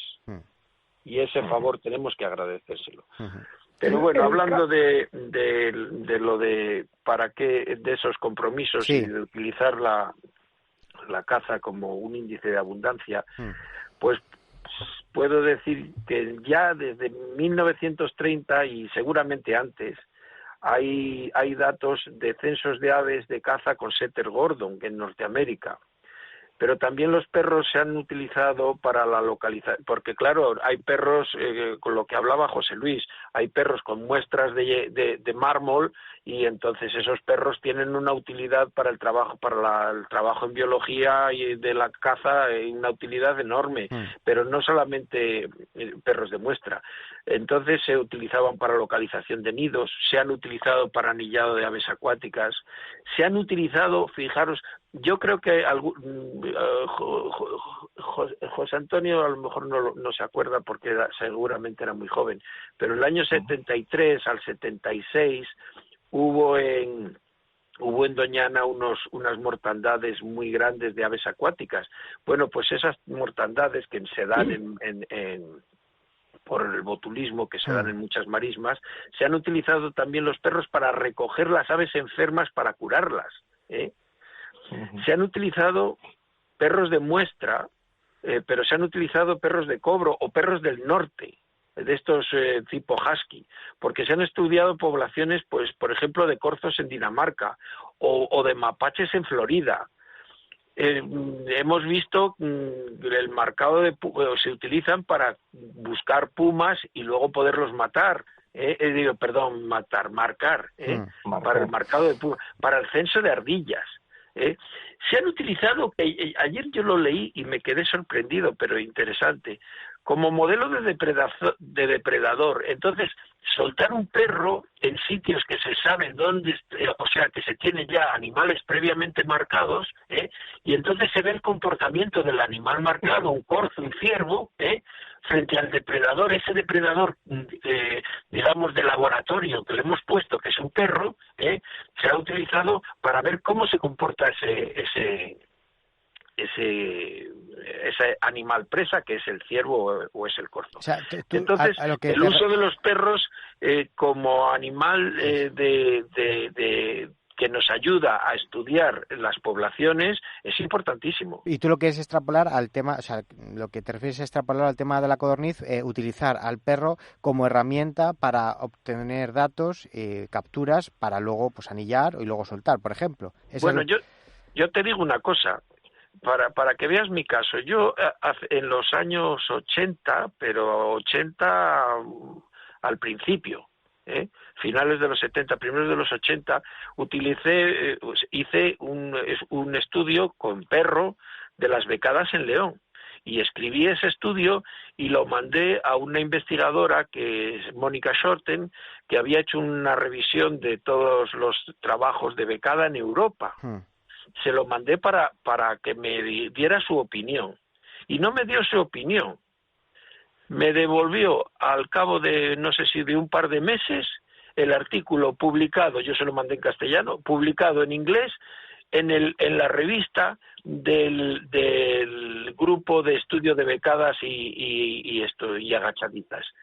Es decir, que no parece que estemos pensando en una tontería, estamos pensando en una cosa que la comunidad científica sí utiliza. La caza se puede utilizar como una herramienta científica, es una herramienta científica. Siempre decimos que los cazadores estamos en el campo y estamos viendo todo lo que sucede en el campo, y se está desaprovechando muchísima información, no solo de las especies cinegéticas, sino de todas las que nos podemos encontrar en el campo y conviven. Hablamos de una disminución de la codorniz por una posible alteración del hábitat, pero es que cuando vamos a cazar no hemos visto que hay menos codornices, es que hay menos gorriones, hay menos trigueros, hay menos cogujadas, las alondras ya casi son una utopía verlas en muchos sitios. Entonces, todo eso va relacionado. Es así de sencillo. Comentaba antes José Luis una cosa muy interesante también, que a veces los cazadores no lo entendemos bien, que nos relacionaba los años de abundancia cereal con los años de abundancia de codorniz. Nosotros pensamos, este año va a haber una siembra, una cosecha buenísima, va a ser buen año de codornices. Y bueno, lo puede decir José Luis, que lo comente un poco, que tiene los datos. Mira, no hay relación. Los dos mejores años de codorniz fueron el 2011 el primero y el 2012 el segundo. Bueno, pues en esos años el rango de la cosecha era el séptimo, en un caso, en el del primero, y el decimoprimero el 11 en el caso del segundo. Lo que sí que coincidieron exactamente fue que la cosecha peor en 15 años y el rango de capturas peor en 15 años se dio en 2005. Y coinciden exactamente. Y el rango 14, las dos siguientes peores, se dieron también coincidentes en 2012. O sea que no tiene con relación. 500.000 menos de codornices. O sea, daros cuenta, o sea, la peor cosecha y la peor de captura sí que coinciden, las mejores cosechas. La segunda mejor fue el año 2000 y sin embargo las capturas fueron el 8º año. Os quiero decir que no coinciden los mejores años.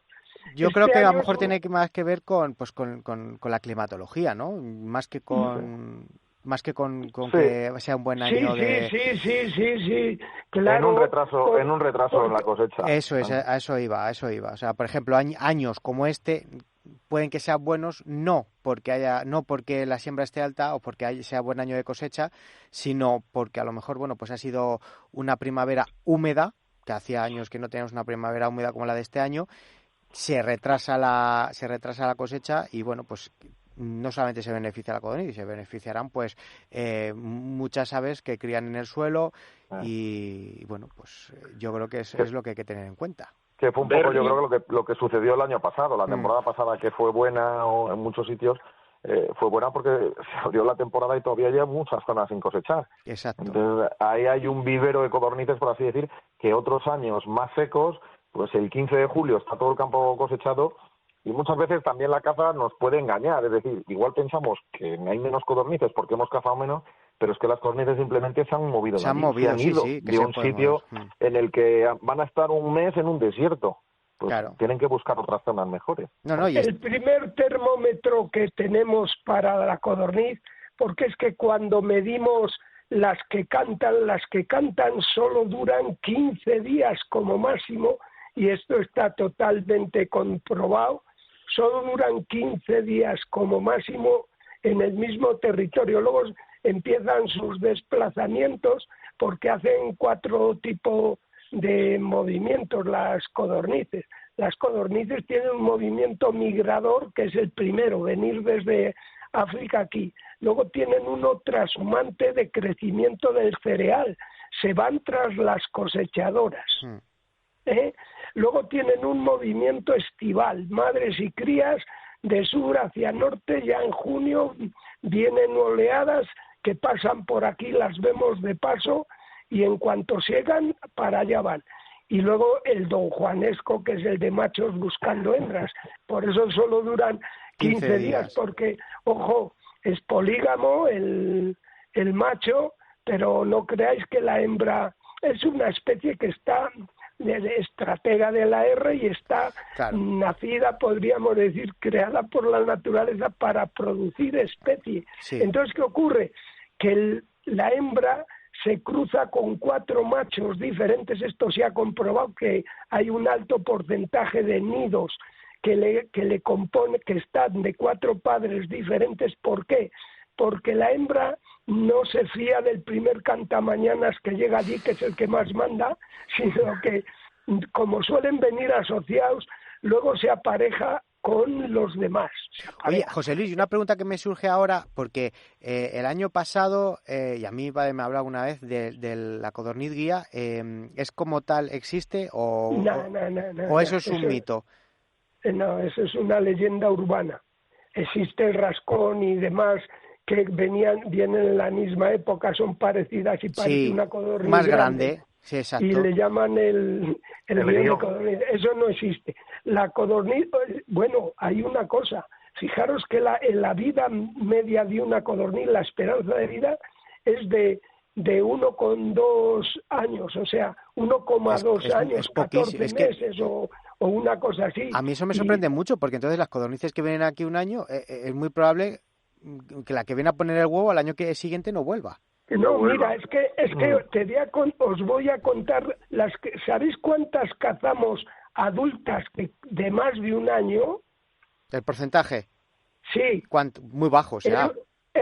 El 1%. Fíjate. Sin embargo, un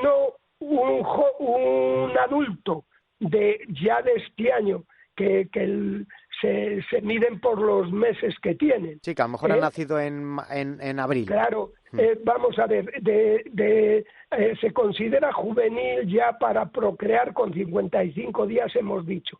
Luego adultos hay 2 meses, claro. De 6 meses, a partir de 6 meses, que es el A1, a partir de 9 meses, que es el adulto 2, y a partir de 12 meses, que es el adulto de más de un año. Pues de eso cazamos un 1%, sin embargo del otro, que ya son de aquí, los de 9 meses no es que sean de aquí, es que han llegado desde abajo, que han nacido en Marruecos en febrero y han vuelto aquí en junio y se han cazado el 30%. Y los cazados en Centro Europa, que son los de lados, los de los 9 meses. Adultos de segundo año. Sí, los de segundo año. El 16%. Y luego ya jóvenes y juveniles y tal, el 53%. Me refiero que cada año el campo la estratega de la R produce eso. Y los machos, después de que cubren a una hembra, se desplazan rápidamente, no duran más de 15 días, a buscar otra, y también se aparean con 3 o 4. Entonces aquí no es que sean infieles, es que cumplen el mandato divino de crecer y multiplicaos. Sí. Bueno, es que realmente, me parece súper interesante todos estos datos, pero nos quedamos sin tiempo y yo quería comentar un par de cosas más. Primero, la página web donde la gente se puede primero leer el manifiesto y luego adherirse y firmarlo, que es coturnix2020blogspot.com. ¿Habéis tenido ya algún dato de asociados, o sea, de gente que ha querido? A ver, dilo más despacio para que lo podamos copiar, aunque lo tengamos. www.coturnix2020.blogspot.com. Ahí el que se quiera se puede leer el manifiesto, se puede adherir y te explica, y incluso firmar, ¿no, José? Sí, ahí tienen toda la información un poco de cómo surgió la iniciativa. Luego hay una entrada sobre lo que comentábamos de la declaración de ave del año por parte de la CEO. Y luego está el manifiesto para firmarlo. Está el manifiesto que han firmado los científicos para consultarlo con todas las medidas y se puede adherir uno, puede firmarlo un cazador a título particular, adherirse ahí. Llevamos más de 300 firmas de adhesión, en el blog iban 5.700 visitas esta semana o por ahí, y en la encuesta iban cerca de 1.200 encuestas ya pasadas, que no quiere decir que esté cerrada, la encuesta sigue abierta porque también surgió no una duda, pero decir, bueno, igual esto es una ilusión de una serie de cazadores, qué tal, pero estamos equivocados, ¿no? A ver qué piensa el resto del colectivo. Entonces hizo esta encuesta abierta para que la rellene cualquiera, ya te digo, van más de 1.200 y los resultados son apabullantes, o sea, son todavía, respecto al manifiesto que nosotros señalábamos ahí, más restrictivos. Por ejemplo, en cuanto a los cupos, la mayor parte de la gente nos dice que los cupos nunca deberían de pasar de 10 personas. De 10 piezas. Eso es. Y luego está muy representada porque han metido datos, han rellenado la encuesta cazadores de todas las provincias españolas. Hay una mayoría de Burgos, de León, de Teruel, pero vamos, están todas las provincias representadas. Bueno, pues eso es interesante. Yo quería resaltaros un par de cosas. En primer lugar, de que se ha hablado de lo de los años buenos y los años malos, hay que fijarse en una cosa. En la codorniz, como todas las aves migratorias, Bernis lo dice muy bien en su libro de aves migratorias ibéricas, sintetiza todos los recursos que necesita. Entonces, se mueve, es un oportunista, se mueve a donde está bien. Por eso, como estamos dañando el campo, porque cada vez las parcelas son más grandes, las siegas son más salvajes, se siega en verde, las lindes menos. Bueno, los ribazos y las lindes pues son ya una cosa de leyenda, que ahí también tenía que meter medio ambiente, meter su mano. Porque, eso es una de las cosas que quería comentar ahora, porque los compromisos que se ponen en el manifiesto son por parte nuestra, por parte de los cazadores, pero bueno, que la administración también tiene que mirar un poco el tema de la PAC y bueno, pues el tema... Pero quiero resaltar, antes de que se nos vaya el tiempo, una cosa. Ha habido quien ha dicho que lo que queríamos era quitar la caza, que queríamos reducir los días de caza. Todo lo contrario. Lo que pretendemos es algo parecido a lo de la pesca sin muerte. Más días de caza, es decir, poder salir más días con los perros sin matar, pero poderlos sacar, más días de caza, pero nos comprometemos a menos capturas. O sea, a mí no me importa salir desde el 15 de agosto al 20 o al 21, salir con el perro a levantar codornices. Y luego en septiembre salir con el perro a levantar codornices. Pero lo que quiero es poder salir y poder ejercitar mi perro. Sí. Cosa que también hay un punto un poco que algunos nos han dicho, oye, y el que no tiene perro, bueno, o sea, el que no tiene perro, lógicamente, pues que la cace sin perro, que no le vamos, solo faltaba que nosotros fuéramos aquí más papistas que el Papa, el que pueda ir a cazar y matar su media docena de codornices sin perro, ole por él, que también tiene su complicación. Lo que decimos es que el que tiene perro, presume de perro y le gusta disfrutar de su perro, que cumpla con el lance del perro. Pero además ¿para qué matas una codorniz de pisotón cuando tienes a tu perro trabajando al lado? Claro. Es que además hay una cosa muy muy clara. Nosotros en este momento, vuelvo a decir, no necesitamos la caza para comer, la necesitamos para vivir. No hay nada. O sea, perseguimos la estética, perseguimos un perro que cace con estilo, un perro que esté limpio, un perro que sea bonito y que haga la faena como hay que hacerla. O sea, estamos persiguiendo una estética, no estamos persiguiendo una captura. El que piensa en capturas está pues muy equivocado. Entiendo que está muy equivocado. Sí. Y desfasado en la época en la que... Yo creo que sí. Porque además le quitamos otro valor a la codorniz. Ya, o sea, cuando ya la caza, a mí es algo que particularmente no me gusta. O sea, yo me gusta regalar ciertas piezas de caza a ciertas personas para que también tengan un acceso a esa carne, para que disfruten de esa gastronomía, que por lo menos para mí es también fundamental. Yo cuando cazo un bicho es porque me lo voy a comer. Claro. Desde luego, no hay cosa más ofensiva y peor que pueda haber que un cazador que deja una pieza herida en el campo y no la busca porque total, si es que no, o sea, tú has cumplido el lance, dejas una pieza herida y pierdes allí media hora para encontrarla. Y bueno, ya ni te cuento el que me diga, no, es que no supe qué hacer y las tiré a la basura. O sea, tú que te retiren la licencia de caza al día siguiente. Así de sencillo. ¿no? Y entonces, además el hay tema que de matar el que mata 500 codornices, ¿qué hace con las 500 codornices? Bueno, ¿Realmente pues no las las necesita pela fijo. o qué hace? ¿Regalárselas? Al final se las regala, Sí. no sé, No las lo han puesto regala, en la calle. Se deshace de ellas, como si fuera el cadáver de un asesinato, porque no puede hacer nada con ellas. Hay que tenerles un respeto, es decir, ¿cuántas me voy a comer? Y voy a regalar estas a un amigo, voy a regalar... Y ya está, pero es que al final parece que estás mendigando que alguien te recoja las piezas. En ese momento ya es que te sobra cazar. Podemos decir una cosa, que una codorniz en el campo es más importante que 20 en el colgador. Sí. Y una codorniz que espere a tu perro en el campo es lo que necesitamos. Y desde luego la codorniz congelada todavía, yo ya me voy a retirar del trabajo, pero todavía no se ha demostrado que pueda poner huevos. No, de momento no. Bueno, pues... Es un poco lo que decía Rafa, que al final es cazar más, entendido como poder salir al campo más días, disfrutar de matando menos, que no es más que matando lo que es indispensable, que no nos vamos a engañar, que todos somos cazadores y a mí me gusta salir a cazar y volver a casa el día que voy a becadas, volver a casa con una becada o con 2 becadas, y el día que voy a codornices coger mi media docena de codornices, que no nos vamos a engañar, somos cazadores, nos gusta y además nos gusta comérnoslas, o disfrutarlas en compañía de los nuestros en el plato.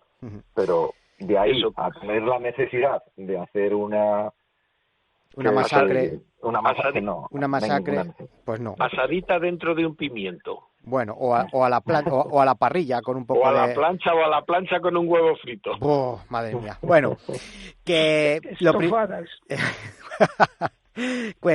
de cualquier forma está buena. Además es que yo no sé qué pasa con las aves migratorias, como pasa, pues por ejemplo, la becada, lo que pasa con la codorniz, lo que pasa con la paloma torcaz, tienen un sabor especial. O sea, son, para mí, la perdiz me encanta, pero es más seca. En cambio, la becada, la paloma, la codorniz no tiene nada que ver, es diferente.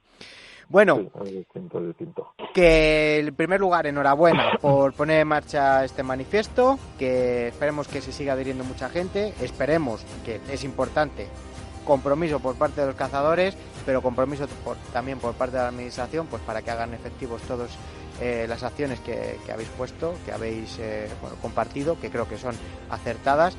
Y nada, pues que gracias a los tres por los datos aportados, por esta charla tan amena, por esta clase de biología, como hablábamos al principio, que bueno, pues al fin y al cabo los datos están ahí, que es de lo que nos tenemos que basar. Así que nada, muchísimas gracias José Antonio Pérez, muchas gracias José Luis Garrido y muchísimas gracias Rafa de Garnica. Bueno, pues, muchísimas gracias a ti por hacernos altavoz. De una codorniz que nos está escuchando, muchas gracias. Pues os está escuchando una codorniz, la tengo aquí al lado, la cogí el año pasado, el último día de caza, un poquito alicortada, y estoy esperando que nos abran los toriles para volverla a soltar en el campo. Mira qué bien. Pues oye, avisa para ponerle una anilla, ¿eh? Sí. No se te escape sin anilla. Nada, muchas gracias a ti por darnos voz aquí y oye, dejarnos expresarnos. Porque muchas veces esto está escrito en un blog, la gente lo lee, pero no es lo mismo que cuando lo oyes o lo escuchas y demás, ¿no? Y luego animar a la gente a seguir participando. La encuesta, ya os digo que está abierta. Se van a seguir recogiendo datos porque creo que eso da consistencia además también. Sí, sobre todo después de cuando finalice esta temporada. Yo creo que es muy importante también, ¿eh? Después del 15 de septiembre, yo creo que va a ser importante. Recordamos la página web www.coturnix2020.blogspot.com. Pues nada, muchísimas gracias a los tres, de verdad, y cuidaros mucho, ¿eh?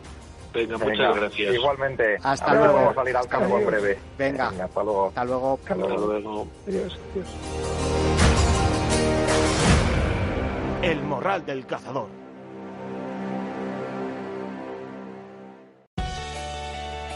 Morraleros, ¿queréis tener en casa en menos de 48 horas productos naturales de elaboración propia como salchichones, chorizo, lomos y derivados? Bueno, pues tu sitio es Embutidos Clavijo, del campo a tu casa. ¿Pasando por dónde? Por las manos de los hermanos Clavijo. Fabricación de manera tradicional y venta de toda clase de embutidos. ¿Que no puedes salir de casa? No te preocupes. Embutidos Clavijo te lo llevan listo para comer y excelentemente preparado. Y además, si llamáis de parte del Morral del Cazador, os harán un descuento en vuestro pedido. ¿Cómo lo podéis hacer? Muy fácil, llamando al 620 16 51 53 y os atenderán e informarán de todos los productos de los que disponen. Recordad, envíos a toda España en el teléfono teléfono 620 16 51 53. Y recordad que si llamáis de parte del Morral del Cazador tendréis un descuento en el pedido que hagáis, 620 16 51 53.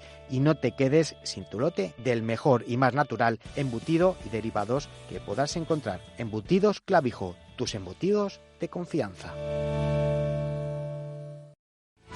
Bueno, amigos morraleros, hoy yo creo que hemos batido el récord de todos los programas que nos hemos ido de tiempo, pero realmente, siempre lo digo, es que merece la pena, primero por, bueno, pues la charla que hemos mantenido informativa con Jaime en referente, pues eso, a dónde y cuándo y cómo se puede cazar en esta fase 1, el problema que hay de los gestores y de las personas que tienen los cotos en otras provincias y tienen que desplazarse y no lo pueden hacer, por lo cual se van a quedar sin cazar, a ver si consiguen que en la fase 2 pueda haber ese movimiento entre provincias y entre autonomías. No sabemos, de momento es lo que hay y es lo que hemos hablado con Jaime. No nos podemos mover de nuestra provincia, sí que podemos cazar, pero en nuestra provincia. Y lo que hemos estado hablando, aparte de todo el tema de una ley animalista en la que, bueno, pues incluiría al animal salvaje. Ya habéis escuchado los ejemplos que ha puesto Jaime. Es un ataque directo a la caza. No saben por dónde cogernos y nos meten la mano por ahí. Y luego, bueno, pues, ¿qué os voy a decir de la charla que hemos mantenido con José Antonio, con José Luis y con Rafa respecto a este manifiesto de la codorniz? Da gusto escucharles los datos que manejan, los estudios, da gusto ver la cantidad de gente que en la sombra llevan a cabo este tipo de estudios que, como hemos estado hablando, luego al final es la base para poder seguir cazando, porque es que sin datos, a ver si nos damos cuenta, sin censos, sin datos no podemos cazar, y en realidad es que es así. Si no sabemos los animales a abatir, o los animales que podemos abatir, pues lógicamente nos van a echar para atrás muchas órdenes de veda. Con datos somos imparables, así que hay que luchar con esto y para esto, y bueno, pues dotar de esa fuerza a todos los estamentos, fundaciones, asociaciones que están trabajando, aportando datos, censos, que al fin y al cabo pues es de lo que nos tenemos que servir. O sea, sí, promover la caza y defenderla como motor económico está muy bien, pero de cara a los animalistas y de cara a la sociedad no es el mejor recurso para defender la caza. El mejor recurso para defender la caza lo tenemos que obtener de estos datos, tanto para bien como para mal. Y dicho esto, pues no me enrollo más, os dejo ya tranquilos. Espero que hayáis disfrutado de este programa. Os espero la semana que viene. Hasta entonces, ya sabéis, cuidaros, sobre todo cuidaros. Mucho cuidado con los desplazamientos. Disfrutad los que estéis ya saliendo a cazar. Siempre con responsabilidad y con ética. Mucho cuidado con las armas. Y ya sabéis que la caza bien entendida no es muerte, sino vida. ¡Viva la caza!